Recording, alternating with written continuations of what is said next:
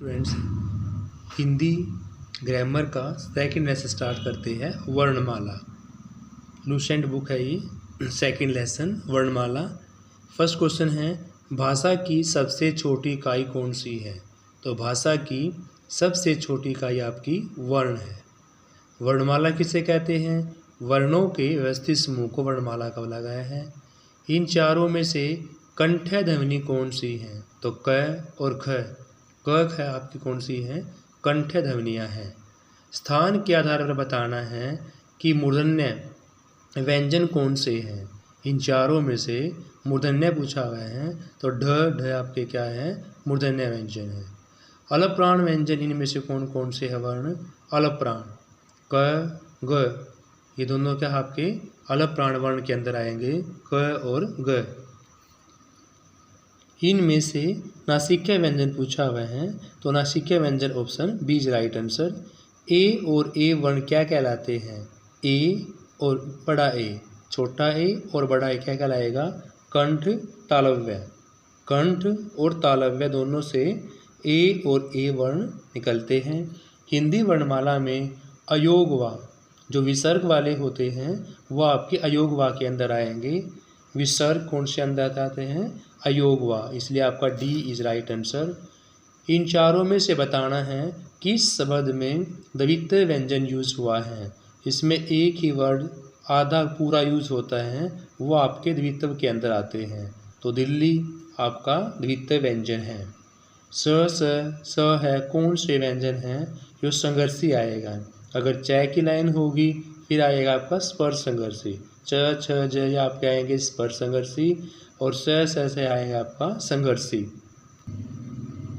इनमें से बताना है कि नवीन विकसित ध्वनियाँ कौन कौन सी हैं। तो इन चारों में से जो नवीन विकसित ध्वनियाँ हैं वो आपकी ख और घ। इनमें से कौन सा घोष वर्ण है? तो घोष वर्ण आपका आएगा मैं। क्या है? घोष। कौन आएगा? मैं।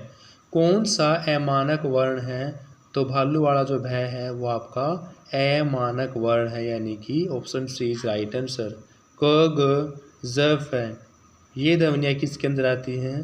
तो क ग ज है अरबी फारसी के अंदर आती है। स्टूडेंट्स, हिंदी में मूलतः वर्णों की संख्या होगी आपकी 52। टोटल वर्ण 52 होंगे। अक्षर ध्वनि किसके अंतर्गत आती है? तो यह आपकी संयुक्त वर्ण के अंदर आती है।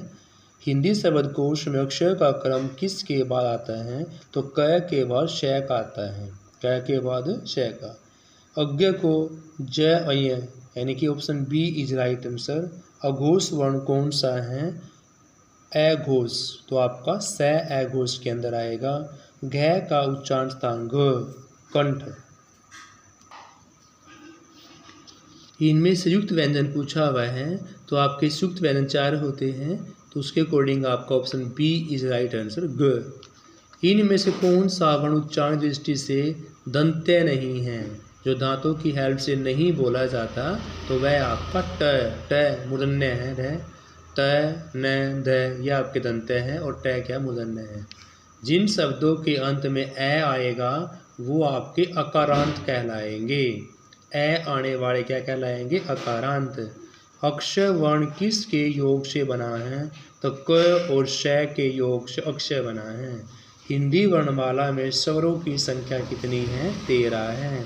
इनमें से कौन सा स्वर नहीं है? तो डी आपका स्वर नहीं है। इनमें से कौन सा ट वर्ग नहीं आता? तो ट वाले में घ नहीं आएगा, इसलिए आपका डी इज राइट आंसर। वर्णमाला में व्यंजनों की संख्या कितनी है? तो व्यंजनों की संख्या आपकी 33। स्टूडेंट्स, हिंदी वर्णमाला में कौन सा इनमें से पद स्वर है? तो बड़ा आ जो होता है वो आपका पद स्वर के अंदर आएगा। इनमें से कौन सा अयोगवा है? तो अयोगवा आपके विसर्ग वाले होते हैं, इसलिए ए इज राइट आंसर। छ ध्वनि का उच्चारण स्थान कौन सा है? तो छ ध्वनि का उच्चारण स्थान है छ तालव्य। इनमें से कौन सा संयुक्त व्यंजन नहीं है? तो श आपका संयुक्त व्यंजन नहीं है। अक्षय त्रव्य ये आपके तीनों क्या है? संयुक्त व्यंजन है। तालव्य तालव्य वाले हैं तो च छ ज य ये आपके किस में आएंगे? तालव्य के अंदर आएंगे। य, र, ल, व अंतस्थ में आते हैं। अनुनासिक का संबंध होता है अनुनासिक नाक और मुंह दोनों से बोले जाने वाले। अनुनासिक नाक और मुंह दोनों से बोले। अनुनासिक व्यंजन कौन से होते हैं स्टूडेंट्स? अनुनासिक व्यंजन होते हैं जो वर्ग के पंचमाक्षर में होते हैं।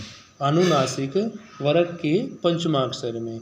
हिंदी वर्णमाला में स्वरों की संख्या कितनी होगी? तो हिंदी वर्णमाला में स्वरों की संख्या होती है 11 स्टूडेंट्स। वर्णमाला वाला जो चैप्टर आपका वो भी कंप्लीट होता है।